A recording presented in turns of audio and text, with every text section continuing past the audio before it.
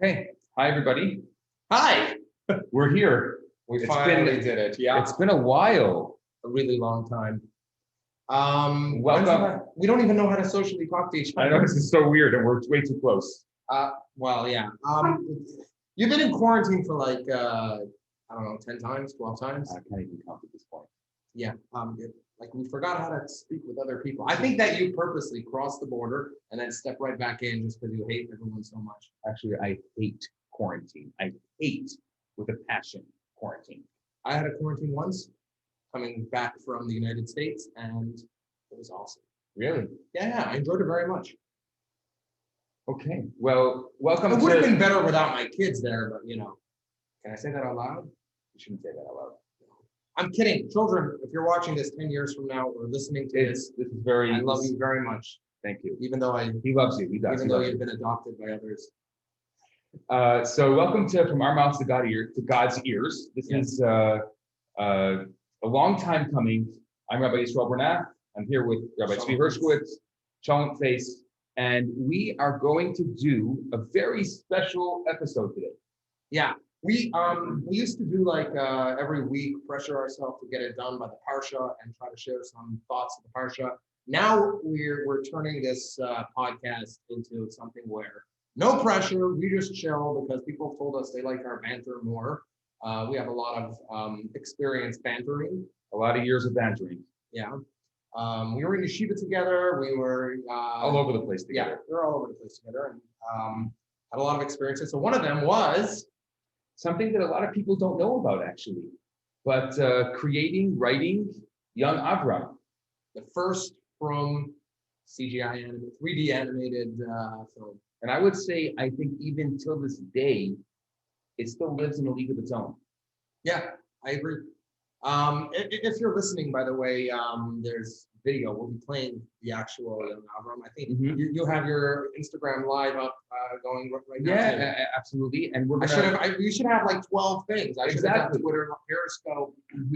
We should do it all. So what we're going to do is we're actually going to play the young Avraham film without any sound, and we're going to do our director/writer's commentary on it. Something we wanted to do for years. So really just more writers' commentary on it, and I think it's something we want to do for a long time. Yeah, and just kind of give our take on the whole process, what it was like, developing it, and we hope that, first of all, if you've never seen a young Avraham film, we encourage you to go see young Avraham. If you can't get a hold of it, let us know. We'll help you find a way to get a hold of it. You have like 2 more days as Lech Lecha. But it should be the tradition that Parshat Lech Lecha you watch young Avraham. I mean, there's nothing like it out there. Generations to come, like years from now, they're going to look back and they're going to, our grandchildren, we're going to be like Yichus. Yeah, exactly. We go, you did young Avraham.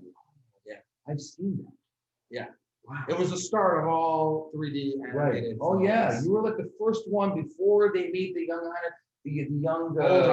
old Avraham and the young Noach and the. Actually, it was originally supposed to be a series. It was supposed to be a series. And afterwards, I think they have now some better CGI animated. Well, I would hope. I mean, we started writing it 14 years ago. Gillis Lester is great. Yeah, and actually, I had an email with them, and they said that we inspired them. So that's really cool. That's me, the international Hall of Famer. And I mean, the idea was to inspire people to do this. Well, originally they wanted to go through like the entire. Okay, should we start playing, or should I just share how I got involved? Okay, I mean, we can do both at the same time. All right. Here's what happened. I was a newly married guy, and you're going to cut in random points, or just let it fly. Well, we'll let it fly. Okay. So I was a young, newly married guy, and we've been writing for ages, yeshivas together, right? We really didn't spend very much time studying. We were just writing scripts. Even when we studied Gemara, remember we used to write the scripts. Girl. Gemara in real life. That's right. Yeah. I remember the little Reb Zera. Fun times. Yeah. Some argument, it got a little too violent. I remember pulling beards and stuff. It was terrible. That was just some machlekes in the Gemara we had a lot of fun with. But we did actually learn at some point. I mean, we know a couple things. Yeah, that Gemara. I know that the rabbis argued. Yeah, exactly. Reb Zera was involved. It was definitely involved. And they were pulling his beard. I probably have that. Oh, really? Yeah. That's No, really I cool. think at one point, I mean, it got really gruesome. There was spears and, Didn't he get chop off the other guy's head? That was just in our version. Oh, okay. No, he did. Didn't like The Rabban Rabbi story. yes. We're not going there. It's not porn. Like we don't have to. Talk Okay, about fine. that now. Okay, fine. I don't know if there was any chopping of heads. This wasn't ISIS. So with young Avraham, so we've been writing for ages.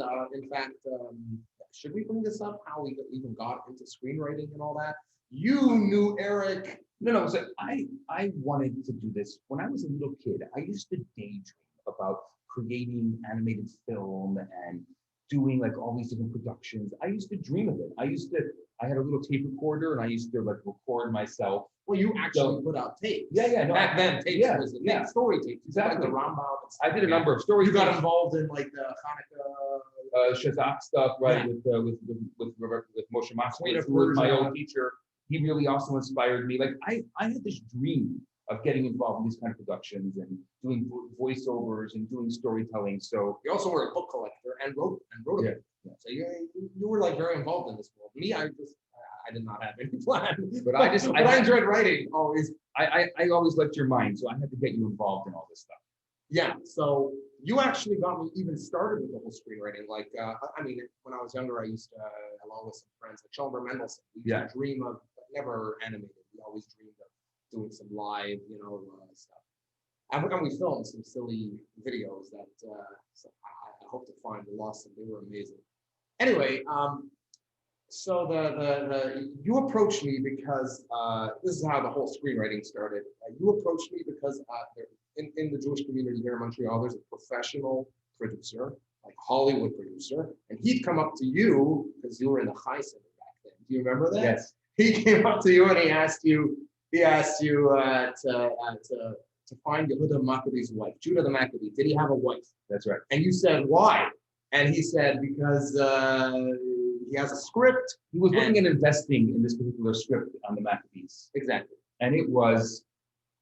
So you asked me because I'm like nuts about history. I've always been nuts about history. So I spent a long time researching. I found in the sick one and mentions that he had a wife. And then I said, all right. And then you said to me, you got to see the script. Like, I think there's problems here. So I read the script, and the script had, are we keeping this PG or? I think we should keep it PG. Well, the script opened up with a very disturbing scene of Greek wrestlers. We're not going to describe. You can imagine Greek world, whatever. You can imagine, if you've seen the first Borat, his wrestling match, it's very similar. What's Borat? It's a Mefarish. I'm not gonna anyway. So anyway, yeah. So it opened up like that, and then you find out that the wrestler, who is, let's just say, not Sneas, he is Yehuda the Maccabee, right? A very secular guy. It was like the exact opposite of the story of Hanukkah. And there's a woman drawing him, and because he's a very good-looking guy, he looked like me. So he had a nice dad bod. Yeah, I had a dad. Well, not with a six-pack, a beard. Yeah, exactly. So, and she's drawing him, and she's in love with him, and she's the daughter of the Greek thing, and it was a whole promoting intermarriage, and it was all. I mean, like the frum Jews, like Jews like his father, were like these extremists who were insane. But Yehuda Maccabee was a voice of reason. Right. That, don't get it too extreme about your religion. The whole thing was like the opposite. So we got furious, right? So then I sat down and decided I just need to write the real story. Since I'd already done a lot of the research, I wrote Hanukkah. Right. And actually, at the time, you were supposed to be in the first one. Yes. Well, at the time, we were looking to do some kind of like live action production because we had done Exodus, which was it wasn't a live. It was like a live walkthrough. Yeah, live walkthrough. So you had done Exodus. You had done Exodus just before. And then we wanted to do, I said Hanukkah would be the great, the next live action production, teach kids about Hanukkah, teach kids about, the story of the Jewish people and then. So I just sat down and wrote up what I imagined a Hanukkah walkthrough would be. And again, no training of any sort really, just from all my experience. I didn't know about structure back then and all that. And then I sent it around once it was done, just for the fun of it. I sent it to my brother, and he was in New York, and the Jewish Children's Museum picked it up. Ended up doing the whole Hanukkah experience in the Jewish Children's Museum. And then after that is when you got approached. So after that, I moved with my family to New York for like a month and performed 48 times. I think even during that time that you were in New York, you probably had meetings. Yeah. I come back to Montreal. I'm looking for a job, and you come to me and you're like, listen, Svi, I want to invite you to a meeting. There's this like story based on the midrash, a movie that they're making, and I told them we're gonna write it. And so I went to this meeting in the Brussels Center. I don't know what you told them. You told us no one ever believes me and anything, so it doesn't matter anyway. Anyway, so they thought we were. Obviously. Although we had ties on. We were professional, okay? I think you asked me to put on a tie. We were 22 years old and extremely professional. Yeah, we had no idea what we were doing. But anyway, we sat down, and there's two wrestlers. One of them was the rabbi. One of them was the guy putting in the money. That was Chaim Sheriff, right. Well, he was one who had invited me originally. Oh, nice. So he's the one who connected you. Yeah. Tell me, how did that go? Like, how did he find? No, he had. By the way, we should be playing the video, right? I know. We really should start the video. Well, let's get back to that. I want to really start showing young Avram and give a little bit of our take on it, and then we can go through some of the background as we go along. So, all right. Let's see if we can do this. Oh, he's turning around the video on the Instagram. So we're Instagram live right now, because that's the thing to do. It is a thing to do. Which tells you that he's not on TikTok. Does TikTok have a live? Does TikTok have a live? I don't know. Does TikTok have a live? Can't you do a full screen here? Just do a part screen. Who cares? Zoom into the entire thing. Enter full screen. There we go. Now we're looking good. I know we look so good here. Only because we're in a small screen. So now the animation is going to look better than us. But I'll just continue talking. Yeah. Well, no, you were supposed to tell how. No, he knew that I was a screenwriter, so he actually invited me. Young Avram. It was actually called Young Avram originally. It was supposed to be for the Frum community. I got involved because I thought it was going to be for the Frum community. I didn't realize originally it was from the ancient story of the midrash, exactly. And he wanted. Actually, this is Kuta. We're going into the city of Kuta, which is where Avram was born and raised, where his parents lived. And actually, originally, today houses were built as a dome originally in Kuta. Today it's Isfahan, I think it's called, or something like that. It's in South Turkey. You could go visit. The Muslims believe that the place where he was burnt is now a thing of water, and they have special fish in there. You're not allowed to fish. You're not allowed to drink the water. You're not allowed to go to a mikveh there. This is an amazing scene. This is actually completely midrashic. Well, the whole thing is completely midrashic. Right. But this actually starts off in the middle of the story, because originally Nimrod had a dream. Yeah. And the stargazer told him that his dream meant that this kid was going to be born in Kuta that was going to take over the throne. So he made all of the kids, 700,000. Well, all the women who were having children, he made them this is going into a room. Yeah. In general, this entire story is all midrashic. Yeah. And they killed 700,000 kids, but because Terah was the general in Nimrod's army, his wife was excluded. But then this night, the night that Avram is born, is when the stargazer says to Nimrod, guess what? Terah had a son, and this is the prophecy. Yeah, but the only reason he saw, he did, like, I'm not sure if he knew the stargazer. No, he saw the stars, right? The one star coming from Terah's house that we saw before, exactly. Taking over the other stars, and then shining down. So I think the film does a great job showing that specific midrash. And Nimrod realized, as a side point, like stargazing, like that's an easy, good job. I think so. Yeah. Yeah. Chill during the day. At night, you just gotta stare up at the skies and chat with some friends, and then come in the morning with like, let me tell you what's going on. My teachers used to always say your head is in the stars. So So you would be. I would be an ideal stargazer, Yeah. I think. And so the stargazer sees this and tells Nimrod. Now, Nimrod was a fascinating character. I don't think we know enough about who this guy was. This guy had turned himself into a deity. Deity. And this is our yeshiva education. Exactly. We're using rabbi words now. Yeah. Words that we don't know. So he turned himself into a fake god. Into a god, yeah. And how he did that was Hashem had given Adam a coat. And that coat was what Adam used to name the animals, and it was protecting. Again, the animals would bow bow down. Whatever we're saying is midrash. It's all midrash. Yeah. And then Adam passed it 10 generations until Noah. And Noah used the same coat. The measure says that the animals would bow down. Actually, Noah would only accept animals into the ark that bowed down to him. Oh, I don't remember that midrash, Yeah. but that's cool. I'll tell you how, and then the medrash later says that there was about people who gathered around the ark before it left because they realized that Noah was right and they wanted to get in, and Noah didn't let him in. He said it's too late. Now that the flood is coming, and the animals who weren't allowed into the ark were the ones that like chased the people away or devoured them. So wild stuff, literally. Yeah.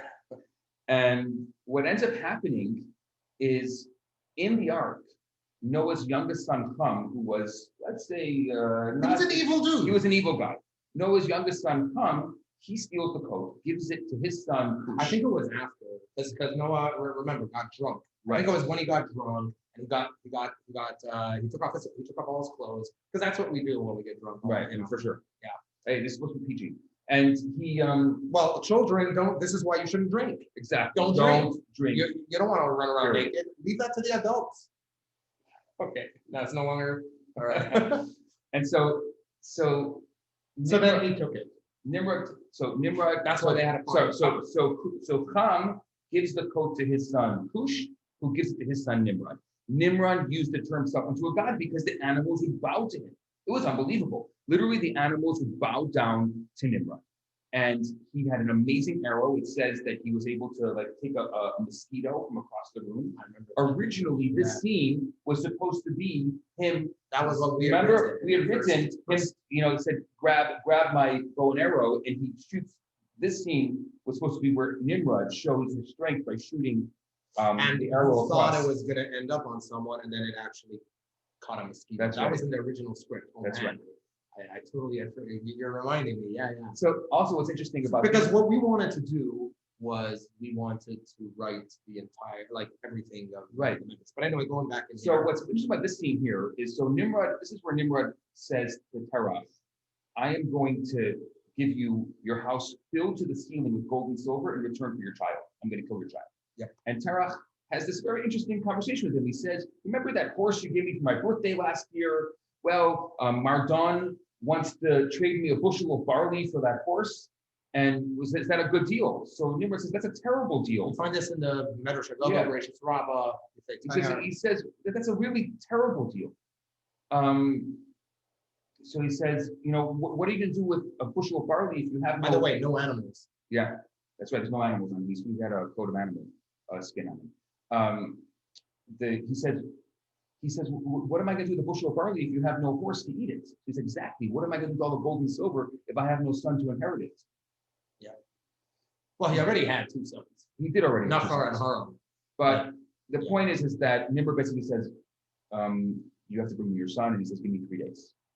I just wanted to mention that we had actually designed or written Nimrod's, not us, I mean, it came from the Medrash. Yeah. His throne and his throne room was like on top of a spiral very high in the sky. The entire thing was changed, and that was in the original script, which we'll get into why that got changed. And all that.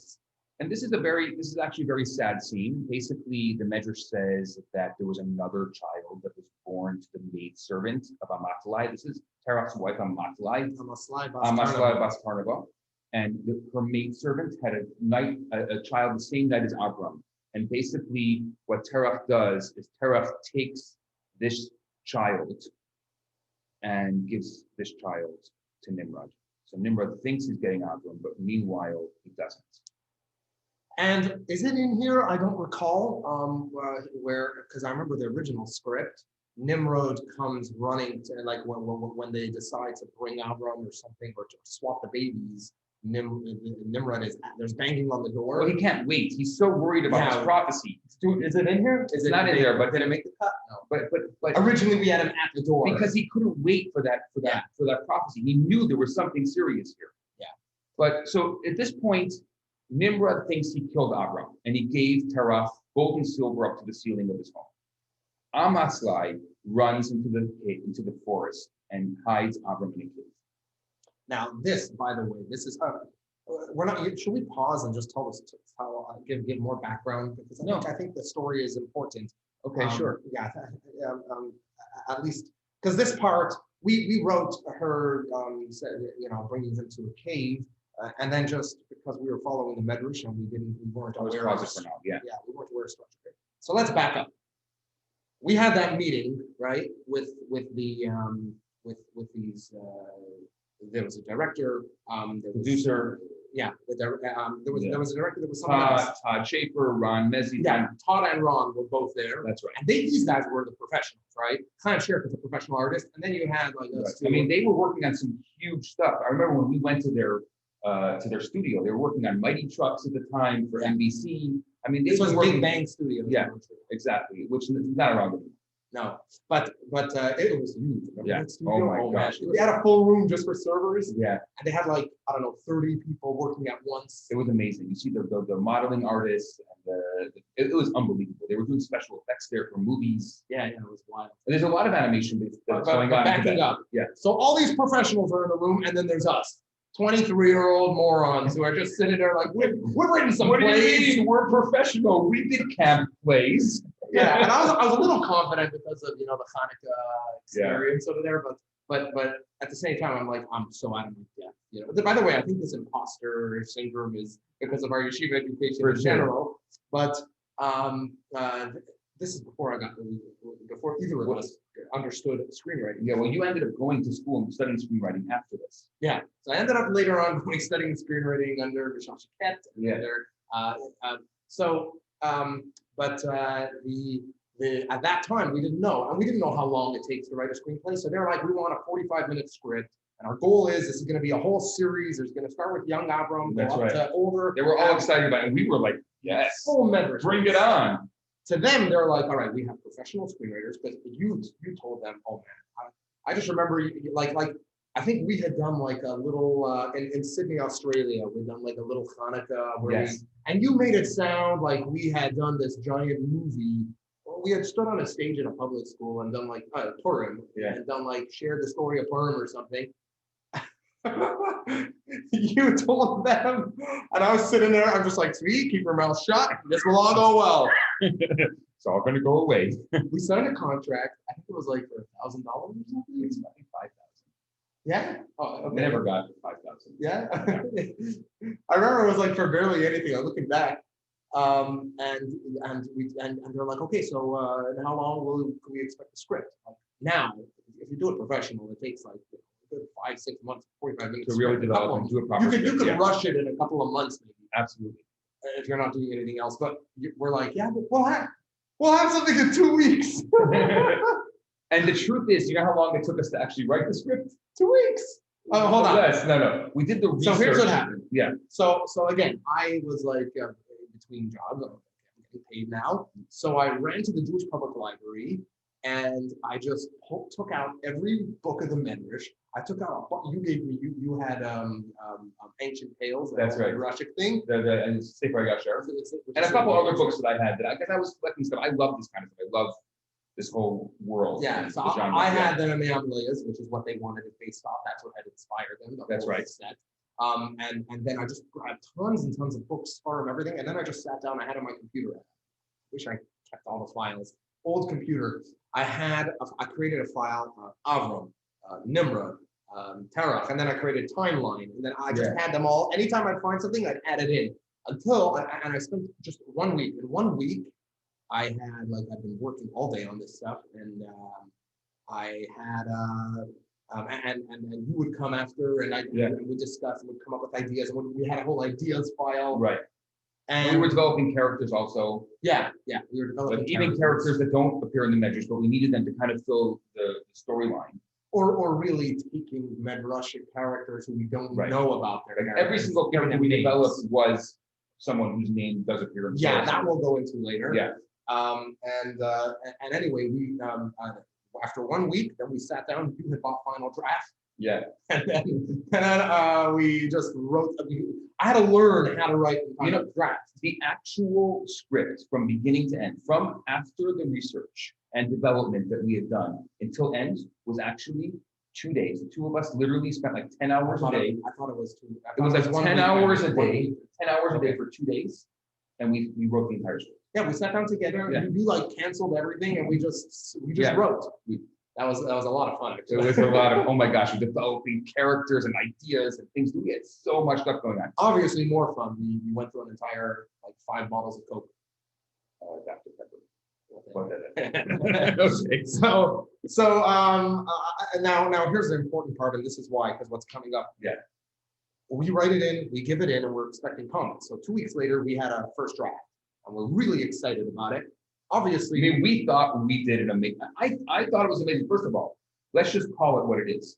The script did not change very much from that first draft that we wrote in 2 days. Yes. Like that's amazing. Even after all the professionals, including many of our lines. Yes. Many of our lines we created. The characters didn't change. Maybe our lines changed. They got professionals and screenwriters involved from people who they thought, 90% of it remained the same from that first draft. I think that's amazing. All on its own for two. Now, our big issue was we had no knowledge of, like we were trying to squeeze every midrash in there. Well, for us, we had no knowledge of structure or anything. For us, it was important to have the midrashim less than the structure. For them, it was more. That was important. We just didn't know. We were morons. Yeah, we're still morons. Pretty much so. Okay. Granted.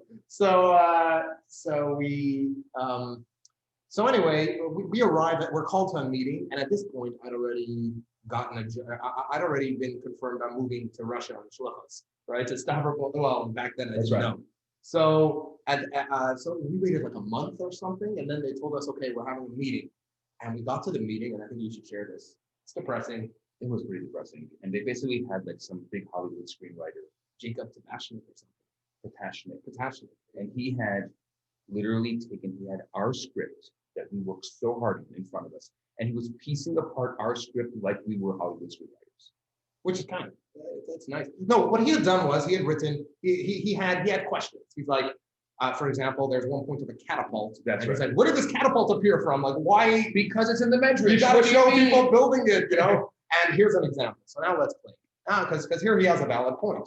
What we had was suddenly, she hides him in the cave, and suddenly the next thing is he appears out of the cave. We didn't go into how and why Avraham would think differently than most people in his generation. Well, right. So there's a couple of interesting midrashim about this particular part. Some say that there was that she had hired someone to take care of him, and she would come back and feed him and take care of him. Some say that the Malach Gabriel took care of him. There was an angel who took care of him. Yeah, but I think that was after. That was after he came up. And we stuck with that, and I think they did too. Yeah. But here in the cave scene, they have him growing up. And we should have been smart about that. We structurally, it just doesn't make sense. A kid, we have him as a baby, and then suddenly he walks out. But it also fits out because there's actually a big debate amongst the midrashim as to whether he was 3 years old when he found God, or 13 years old when he found God, or 23. So here it kind of covers all the 3 midrashim, which I think is amazing. Yeah, I'm not sure if 23 was the last one. I thought it was like 30 something. Okay, whatever. Yeah. Regardless. Yeah. We have him going out early. So we had him walking out early and then showing him older. We had done it at 13. But here, as you could see, they added an entire piece of him in the cave, exploring, discovering with his mother, without his mother. This was not part of our original script. This was one of the few parts that were not part of our original script. Yeah, and it was excellent. The truth is, it's a great addition because it really develops his character, and it really tells. And you get an idea of who he is exactly. Here he's older. The midrash says when we first walk out of the cave, how he found God is that he saw a flower blooming. You don't see it so well here, and then he follows the rays of the sun. He follows the rays of the sun up from the flower bloom. He's like, wow, if this can create that, then wow. And then he watches the sun all day and all night. And then all of a sudden, the moon appears and the moon takes over the sun. So he's like, oh, you must be the great God. And then he watches the moon all night, and then the sun happens, and he starts this very natural progression to finding God. And I think it's very beautiful. You see who Avraham was as creating monotheism, to this very going from nature and kind of developing this whole progression. We had, because Gabriel helps him, so, but I think they moved that to later. And now this guy, who we call Utz. Hold on, before we get to Utz, I wanted to say, this is a great character. Okay, I developed him, but this guy is out of Tzvi's imagination. Okay, this guy, he even looks like Tzvi a little bit. Look at him, big time. This right? Look, like I mean, look at years. right. Isn't that you? Like, look at you. He literally looks like you, because this man, even though Utz doesn't appear in the Torah, he is literally out of your imagination. I hope to be him. Like, he's my role model, except with the bowing to idols. But he's quite the character. He is really quite the character, and what's great about him is he is a developed character that we developed that kind of keeps on showing up over and over in the film. So he kind of strings the film together. I mean, there were several stories, and this story this we came up with because we had to introduce Avraham versus idols. So That's the right. First draft, we created this comical character, and we had that battle of back and forth. That's right. Again, what we missed in the cave was Avraham introduction to idols over there from his mother. That's right. But here, and I decided to create a humorous character, more kind of a klutzy, just insane character, and it was a lot of fun creating him. I love when he talks to the idol. Yeah, exactly. He talks to the idol. Why would that be a god? Yeah, well, I mean, Jews do still talk to God. Yeah. Like we got no problem beating up God in a back alley, you know what I mean? Yeah. And I think that's great, having that kind of very real, very raw relationship with God. Yeah. It's great, introducing the idea that people used to feed these idols. Yeah. Yeah. So that was another thing we tried to do. Utz was a lot of fun. We got his name. We knew about this man. He's used later on as one of the stories in the idol shop. But his name came out of looking in the Torah, looking in the Torah at just names from around that time. Well, if I remember correctly, you did actual research on names. On different names. Yeah, we had a list of ancient names and of biblical names. Yeah. So the biblical names, we looked in Bereshit and wrote them down. That's right. Utz was like it's kind of a funny name, so I figured why not. And here's that scene where we see where he's 3, and then 10, and then 13, and now 23. And so we kind of feel that this is one of my favorite scenes where he really finds God. And when he realizes there really is a creator and that there really is Hashem, what is the first thing he does? The first thing he does is he covers his head. And I love this idea of realizing that my head is not the most important thing and not the highest part of my body, but there's something above me. So Avram covers his head. And from then on, we have yarmulkes. That was the beginning of the yarmulke. Actually, I don't know about that. The beginning of the yarmulke. Well, the idea of covering later, but yeah. I'm saying the idea of covering our head. So I think that's really beautiful. It was very nice, yeah. We put that in there, if I'm remembering correctly, in the first draft. Yeah. Well, so here in the film is his first time venturing back to Kuta. He doesn't understand about the moral, ethical, and spiritual, mostly. By the way, I'm very much enjoying your Chabad rabbi inserts. Of motivational stuff. Exactly. But there's a tremendous corruption going on. And you can see literally, even the Midrash talks about how he could just see people selling idols everywhere. And it was just this crazy thing. He couldn't believe it. Like just looking at these idols, what are people doing? To him, it was just so preposterous. But this was regular thinking. I mean, today we can't relate to that. But this was regular thinking in those days. Yeah, well, back in the day, actually, a lot of the idols were a little more less PG than the way the idols look now. But that was just the way things worked. Yeah. These were the two guards. We reused them. But they were Oni and Mardon, which were both sons of Nimrod. And that the midrash says, if I'm not mistaken, actually one of them came from a Muslim source. I remember searching. Oh yes, I remember that. Yeah, it's not like a Jewish. I think it was like a Sufi source or something like that. Yeah. The whole Nimrod. I'm not even sure if Nimrod's name is in the Torah. Maybe it is. I don't remember. Yeah. Now, one medrash says that Terach knew who he was, and one medrash says that Terach didn't know who he was. So here, Terach doesn't realize who he is because Terach had never seen him. I mean, even if he knew that Amaslai had taken him to the cave, he didn't realize that actually he was alive, and here he is, a young man.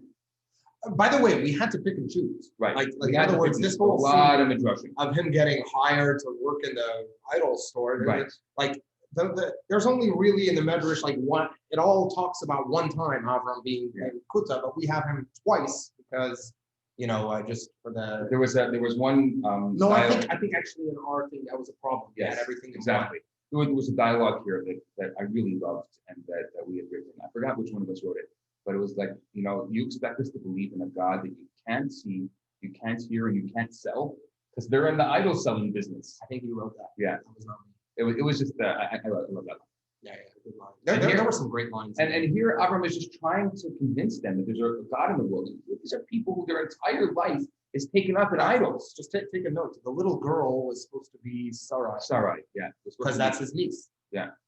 Right? And his brother Nachar, it's his daughter. And it makes sense because she's 10 years younger than him. Right. And we had her a lot more, not so prominent, but we were going to use her character later. We had her, I remember watching when he gets thrown in the fire, but they cut that. No, they did. No, she does. You see her? Yeah, she's there. She comes in later, but we had, because she becomes obviously a prominent character, which would have been the next film. So we were kind of setting her up as becoming a more prominent character in some of the next films. So this is the first time you see her though, in the film. Yeah. And she's this daughter of Nachor, like you said. Yeah. And that's Haran. Haran also, I think we gave Haran a lot more character. There was not much about him, but we knew he was kind of like a wishy-washy character. He was a wishy-washy character, and he was a sorcerer. So we had like this little kind of... Or they suspected him of being a sorcerer. Exactly.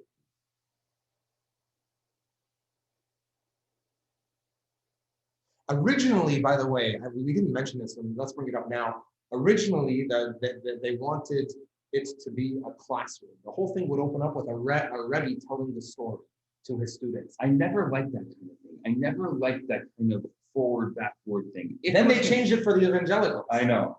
You never liked those forward-backward? No, I never. I mean, I know that we worked on other screenplays that had the forward-backward because you want to connect the ancient with the present. I get that idea of it, but do it naturally. Do it in a way that kind of leads. I don't know, like this thing they're studying, it's just too obvious to me. It needs to be something that's a little more unique and special. And I mean, that's my feeling. So according to this, this is my favorite. I mean, this is everyone's favorite scene because it's the most well-known scene. There's a lot of different opinions before I go there. I wanted to mention, then they wanted it changed for evangelicals. That's right. And the teacher was going to be a public school, and the teacher is like a Jewish guy or saying something about from the Midrash, opening an ancient book. It was. But yeah, let's go into this scene. So obviously, the most famous scene, we don't know if Terach went on a business trip, if he got sick, but Terach is not in the idol shop. We don't even know if Haran is there, but Haran appears in the scene. This is Haran in the idol shop, but eventually Avraham is left by himself. Now, this is actually, there is a scene. The Medrash talks about 3 stories that happen in the idol shop. Yeah. So the first story is a guy who's 50 years old that comes in. 60 years old. He comes in and he's like, I want an idol. And he's like, why would you want an idol that was made yesterday when you're 60 years old? Exactly. The other one was this woman who came in and said that her idols were stolen. Mm-hmm. And this is kind of recreated the scene. She's talking about an idol for beauty, but her idols were stolen. And he's like, why would you want an idol to protect you if it can't protect itself? Yeah. And the third is this woman who comes in to feed the idol. We'll talk about that in a second. So I know that there were 2 others actually. I'm looking at our notes. I'm just remembering we have saved some of the 14 sources. years ago. Yeah. Another one was Avraham kept hitting hammers on idol heads, which would show, do you want this one or do you want that one? That's right. By the way, they messed up on the name here because they kind of left us out of the loop. I moved to Russia and you stayed in the loop. I did, I was working on some of the audio with them, but sometimes they would have some of the audio and then they wouldn't tell me about it. So her name was Pichech. Yeah, they keep calling her Pishesh. Pishesh. No, her name was Pichech. That was the funny thing about it. Like she was like this Pichech, if you know what that means in Yiddish. And that was actually created by your wife, right? Yeah. Well, We created the character, and then We needed a name for it. name. Yeah. I think originally Utz had also some moronic name that came out of nowhere, but Pechech just stuck, and we liked it, so we kept it. I remember asking Kyla, like, she was reading it, and I'm like, what's this character's name? Pechech, and it just worked. Although they kind of messed it up with Pishish. Somewhere out there are some evangelical Christians telling their children that, you know, I want to tell you about an ancient name, Israelite name. Anyway, so Utz obviously comes back. We had to bring it back. Well, And we used that him as the character. We used him as that old man because we don't know who the old man is, but we used him as the old man. Yeah, the 60-year-old man. That's why from the beginning he was 60 years old. Again, I really hope to have his physique and look when I'm 60. People can do that. He's wearing a yarmulke. Just noticed that now. Yes.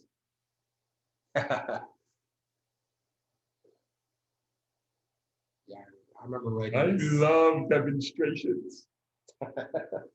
Another story which is not in there is how Avraham, after all this, dragged two idols through the street with ropes around them. Two big idols, dragged them around the city, yelling, I'm selling useless idols that can't see, can't walk, can't talk, can't hear. And it was shocking. I mean, we can't relate to how people really, this was their thing. Like people love money today, then people loved idols. I think people loved money then too. Yeah, that's something that's a little timeless. You know? True. Anyway, you can see here midrashic starting to smash the idols, saying to the guy, "You want this one? Yeah, let's see if this one works." So we combined a few midrashim to create this scene. Yeah. I love what the animators did here. This was not in the original script. Yeah, this is great. Are you listening to me? Yeah, that was a great addition. Yeah. Really, it's Jacob. Who wrote that? That was excellent. You know, my first grade teacher was Moshe Moskowitz, and he used to have this thing, "Idols are us," on top of his pictures of the idol shop. So, it was really hard to create this theme because I had this image from when I was a young child of what the idol shop really looked like. But this is pretty good. I mean, unfortunately or fortunately, kids will grow up with this image of the idol shop. I'm not sure if that's good or bad. It's hard to think of it that way, that, this is what's going to be their version of the Avraham story, growing up as a kid. Well, I was going to say something and totally forgot. Yeah. I don't remember creating that lady. That's probably. No, I don't remember. Yeah, that lady was an addition. I think she was an animated addition. I don't think she was in the original script. She was not an art script. I don't think she was. What I was going to say is you stayed involved. You followed the process. Yeah. You stayed in touch. Yeah. In fact, years and years later, you when I needed to speak with one of them, you put me in touch with him. I didn't have his number. Yeah. So Terach does come back, and he does. This is completely midrashic, where he sees literally his shop is all the idols. Can you imagine your kid comes back and he smashes all the idols? And so the Medrash says that this woman came in and wanted to feed the idol.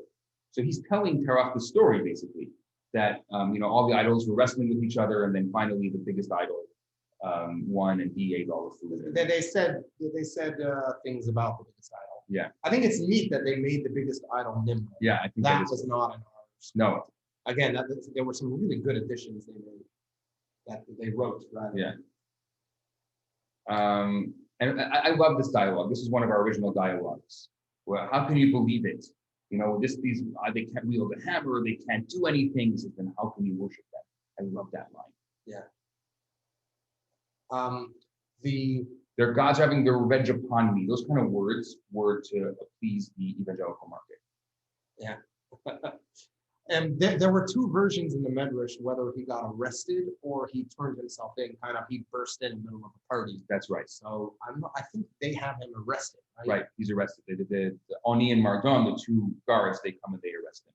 And now, I remember this. This is actually not part of this story. No. They took another thing of the Medrash where this happens. A whole actually army happens much later, right? Yeah. So we had it in a different part where a whole army chases Avraham. This is the Medrash. Let me see if I can find where it is. Yeah, well, there's a fog. And there's even a Medrash that there were bees that chased them away. Ooh, I don't remember. Yeah, there was a medrash, and there's also a medrash that there was basically Nimrod realized that this was the prophecy. The prophecy was true, and this was serious stuff. And so he went looking for Avraham. I'm going to search in here. No. No. Forsake. What word should I look? I don't know. Anyway, so here you can see this is a clear medrash that there was a fog. Again, the medrash happens later. There's a bit of anyway, but you get an idea of the medrash and the fog and how Avram just kind of disappeared as a result of the fog. Here we go. And there's some Nimrod. This supposedly happened before he went to Kuta. Right. Where Nimrod. This is from the ML at the bottom. Me'am Loitis. Oh, the Me'am Loitis tells that story. Yeah. All right. That was a pretty easy one. And here they've lost him and they're searching. It's a little slapstick. But this is not we had a full army chasing him before. We also had we followed kind of the midrashim story. So he had gone to the yeshiva before, but they moved that to after. Right. Where I think he escapes now, right? He does escape. He runs off. Yeah. Here's a discussion with his mother. Yeah. So this is all created. This is not necessarily. We don't know this from the medrash. This really happened. So this is made up, but it could be. We do. It's a good addition.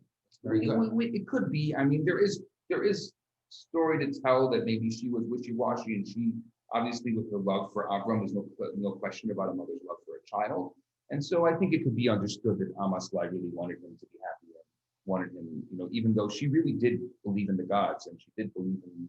And we see later on she talks about like the idol of protection, these kinds of things. So she definitely is one that believed, but also was wanting to make her son happy. And I think that's a great debate that a lot of parents have about your values and morals versus allowing your child to pave their own way, especially when it comes to being a parent of teenagers or young adults. Do you think the Kutis had this old song, "Anach nu ma'aminim"? That's funny. That's terrible. That is terrible. If you get that. Yeah. So he goes on this journey. And so now they brought the angel Gabriel. Right. And he can't find water. The angel Gabriel saves him. But that I don't know that. No, it was it was in Sefer Yashar. Mm-hmm. Oh, so but the angel Gabriel, when he was young, helped him find God.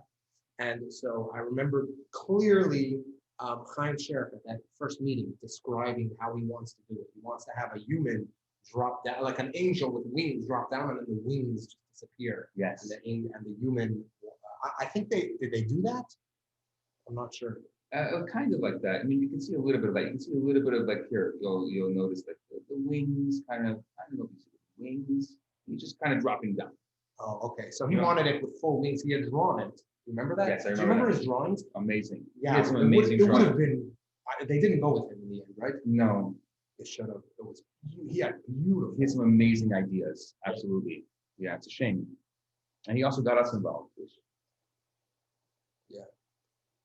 I once interviewed him when I was studying college. Actually, when I was studying screenwriting. So the first part of before studying screenwriting, I went to a class taught by Michelle Chiquette, and it was just creative writing, and part of it included discovering what style writing. One of it was an interview. I chose kind of Sheriff. It was. I'm sure. I've worked as a journalist. I have never had as good an interview. I worked as a journalist for 2-3 years. Fascinating person. Phenomenally interesting person. So here's where they show him going to the yeshiva of Shem and Aber. But what's fascinating to me, and I never knew this until we did the research, but it does work with the timeline, is that he learned with Noach, that Noach was still alive. And it totally makes sense that there should be an overlap between Avram and Noach. Yeah. Actually, if you look at the timeline, Avram was 78 when Noach died. Yeah, the Ramban tells us that Noach taught him. And this is the Noach character. And when he was in yeshiva, he actually wrote a sefer. I think they show him, but they don't show it was sefer. It's believed to have been Sefer Yetzirah, which was one of the first Kabbalistic texts. Yes. Yeah, which is fascinating from a Kabbalistic perspective. But here, there's what's that bird? Is that maybe an angel? I don't know. Here Noach is teaching in Yeshiva Shem and Aver. And it just makes sense that Noah would tell him about the flood and the corruption and the same things happening all over again. It's insane. It's the same thing. It's like history repeating itself. Noah is sharing that with Avraham. So it totally makes sense that Avram's inspiration would come from originally Noah, but no, I think Avram takes it a step further. Avram really takes it a step further as far as really understanding how to, I would say, convert the masses, so to speak. We didn't have him on his knees bowing. No. Came after us. Also, I remember someone telling me they were bothered by that. There's female singing at certain points. It's not female singing. So yeah, you told Yeah, me it's that. not. It's electronic singing. We purposely did not want female singing. People think Like, remember those black attitudes? exactly. It's just an electronic thing. I did not know that. Yeah. That it was electronic. This is an interesting thing, the idea of the rainbow, right? We all think of the rainbow as a beautiful thing, but actually the rainbow was God's reminder to Noah that he would never make a flood again. So when you see a rainbow, it means that maybe God wanted to destroy the world, but God made a promise, a covenant with Noah not to destroy the world. And so this is an interesting element here, where Noah's basically... I don't think we wrote this. We did write We did? Yeah. Oh, I don't remember. Yeah. Because what happens here is Noah has... I thought we went very quick from the Yeshiva show. Because we wanted to tell so many other midrashim. we use this as Noah as a narration to explain to Avram what's actually going on in Kuta. Yeah, we had them talking, but I don't think we had as this much. Maybe not. Yeah. Kuta is now changed to Kazdim. Yeah. So now where he's from, it's not called Kuta anymore, it's called Kazdim, and he's about to go back. Or Kazdim. No, not yet. Or Kazdim was after the fire. Oh. Or was the fire. They changed it from Kazdim to Ur Kazdim after the Great Fire that we'll see later. Yeah. And so you see very interesting Nimrod and you see Terach next to him, who was the captain of his army. He invented war. Yeah, he invented. Nimrod. Yeah, he also was the first person to eat meat. Yeah.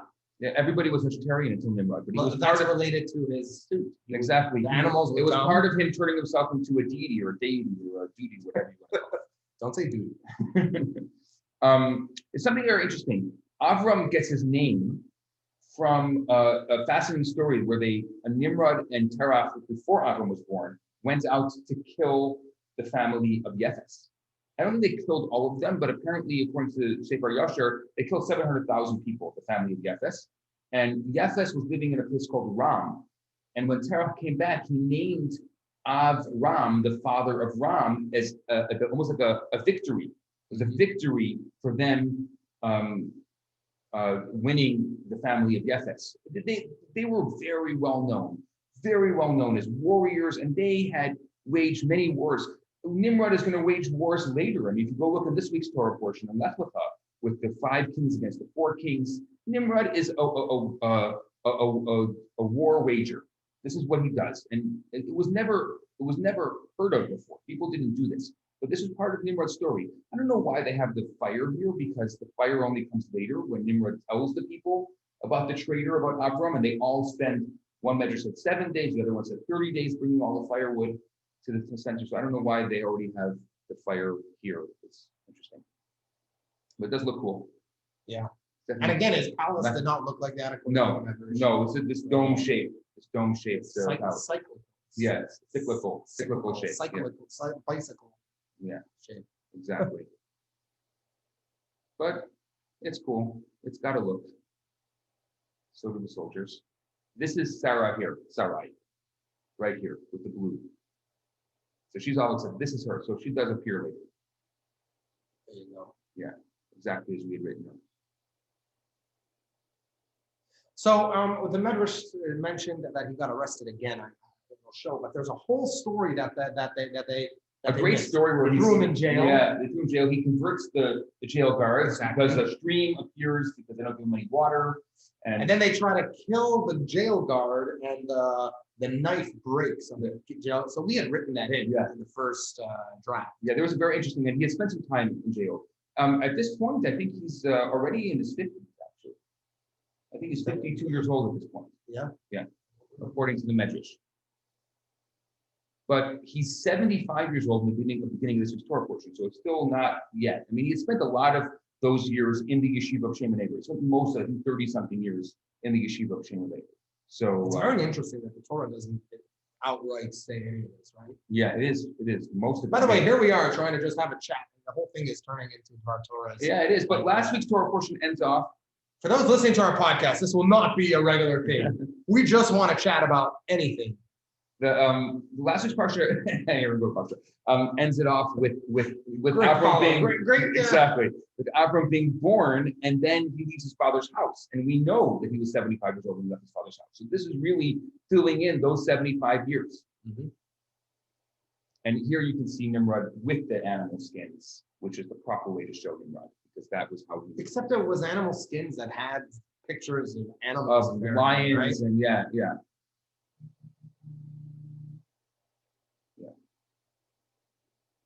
Absolutely. Well, there was Sarah. Yeah. I just saw her again. Yeah. She's there.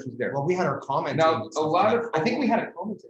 We had it like We did. a sports game. We Didn't did. we? Yes, we did have it with the sports game originally. But what was interesting is Nimrod is known for his arrow, and he used to do this a lot. In the Tower of Babel, he did this, where he would throw arrows up and they would come down bloody.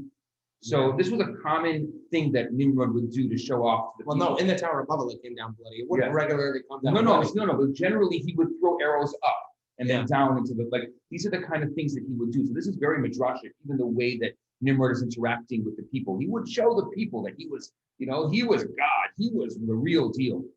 Yeah. Right. What's interesting is that originally, so they light the fire and they bring Avraham out.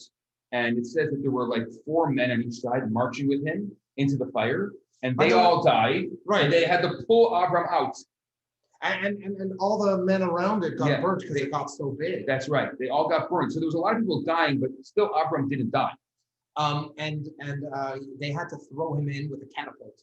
That's so Yeah. we had a random catapult suddenly there. Right. I remember they were furious about There's also a very interesting scene here. This doesn't actually happen here. According to the midrash, it happens when Avram goes into the party of Nimrod.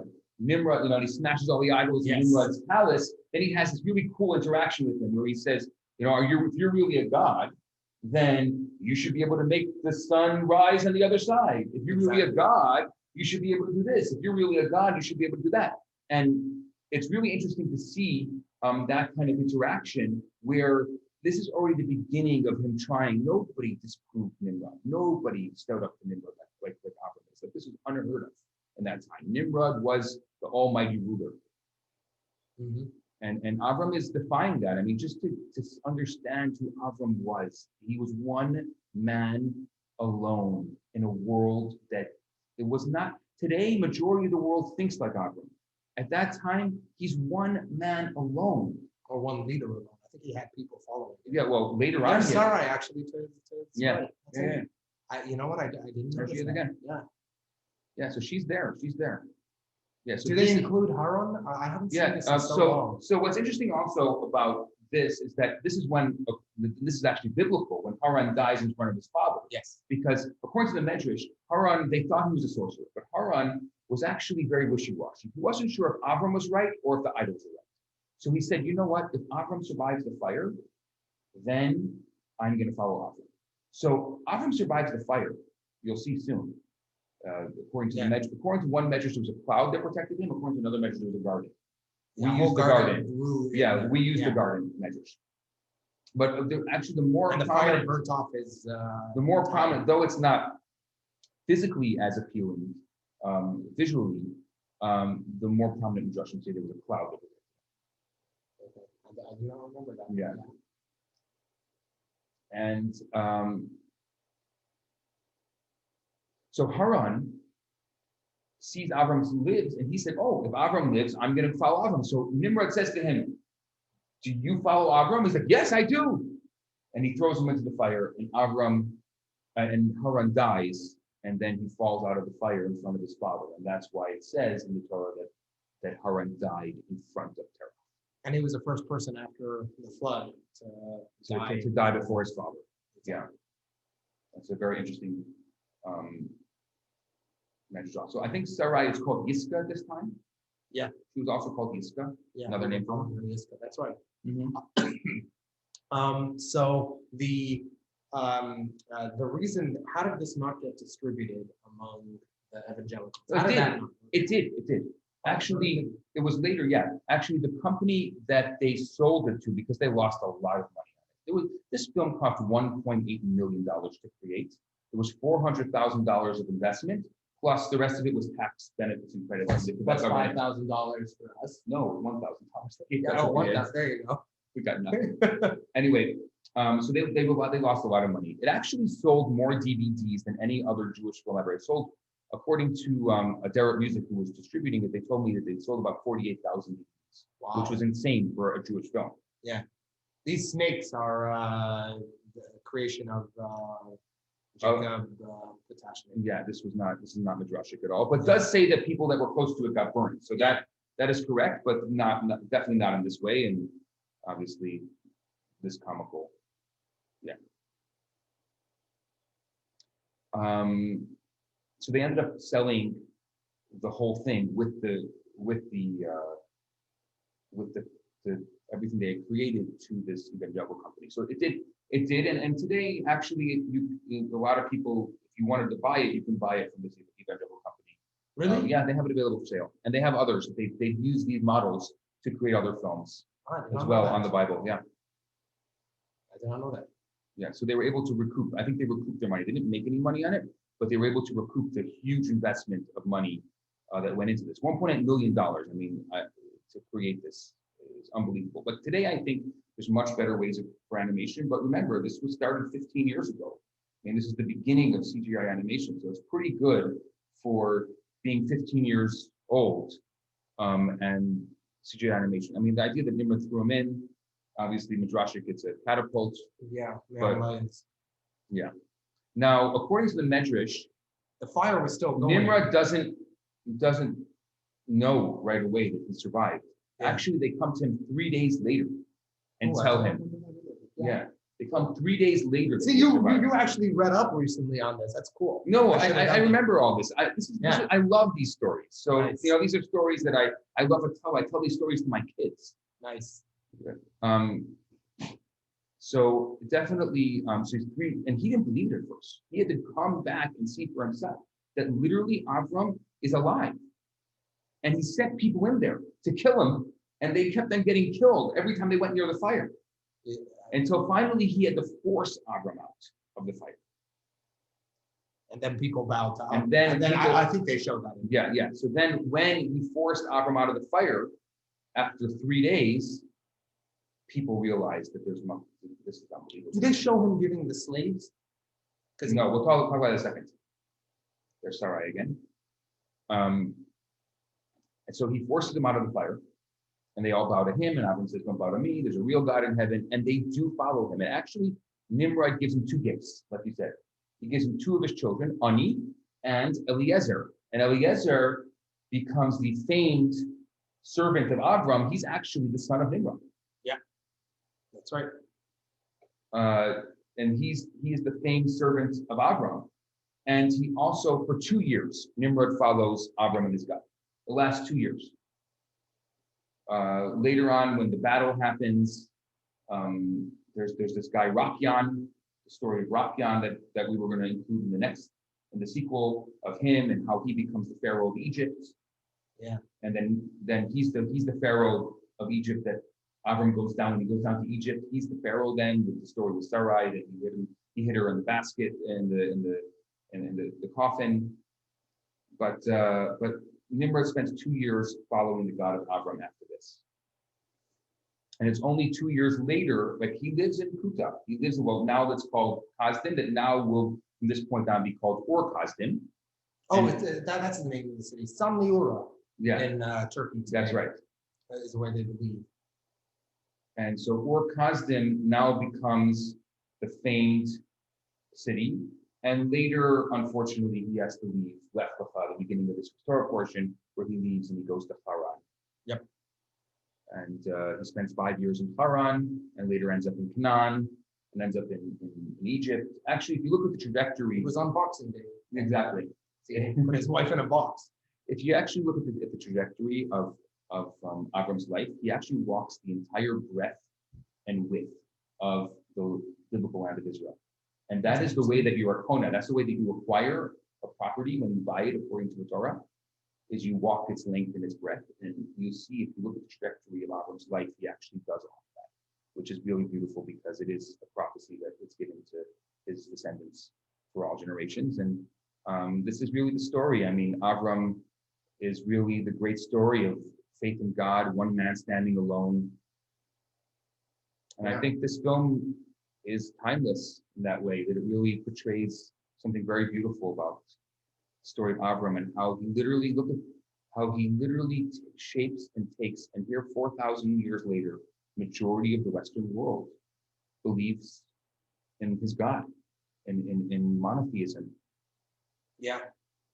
It's a beautiful, beautiful symbol to who Avram was. Maybe I don't know if I really understand Avram as a person, because he had a huge mission and to really, convince people that there was a God in the world. But I definitely can appreciate a lot of what he did and how we are, even today, we are the children of Avraham, and we follow a lot of what he originally had set out to do. And ridding the world of idolatry. And I think today's idolatry is money, it's vanity. And we have to look at, there's, even though we can't relate to idols of stone, I think we can relate to idols of vanity and money. Anyway, 2 years later, there we go. he leaves the city of Ur with his wife Sarai, and they travel to wherever God tells them, which ends up being Haran and then Canaan. And as it says, Nimrod eventually returns his evil ways and brought idolatry back to Ur. And there we see it. And Avram, sort of based on the Jewish writings and the midrash. Anyway, this is this young Avram, and it was really, really great to be able to do this with you. Yeah, this is a lot of fun. It's actually one of the people put the money in and passed away. In the We're actually, let's stop share. We're actually working on another thing. We are. Toledo. Yeah. Yeah, we're working for from company. We really, we're working on. Can we share a little bit of that? I don't know if they're allowed yet. Okay, well, we're working on a project now, and we're very happy. They posted the audio on. Yeah, they did post the audio, and I really loved. For me, I do a number of the voices in this new one, and I really loved being in the studio. That was a lot. By the way, we were supposed to voice them. We were. I was in Russia. That's right. But the over here with Toledo is awesome. Yeah. You should, if you're listening, if you have kids, you want to. Yeah. It's like the Netflix for from kids. TOBEEDO.com. They did not pay us for this. They do not sponsor our podcast, even though they should. Absolutely. Yeah. Anyway, so what else? We're gonna do these in the future with. Well, we don't have any more young Avram, so we can't show you the films like we have. Subscribe to our podcast where we're just going to talk. What I'd like to do, by the way, is just explore a lot of Lubavitch weirdisms, right? and from weirdisms and other weirdisms. I want to talk to people, just our banter. Right? Yeah, I want to reminiscing about, maybe we could find someone who was on Shulchas with us in Sydney, reminisce about how that place shut down while we were there. Oh yeah, we can talk about an example. But that would be fun. In any case, we're going to post this whole thing onto our Facebook pages, so you can follow our Facebook pages, CholentFace Facebook page and Rabbi Yisroel Bernath Facebook page. I also am really excited. I have a brand new website that I just launched last night called theloverabbi.com. I will never get used to being called the Love Rabbi, but I really like the website. You love the website? That's funny. All right, thank you for joining us. Thank you for joining us, and to be continued. Yep.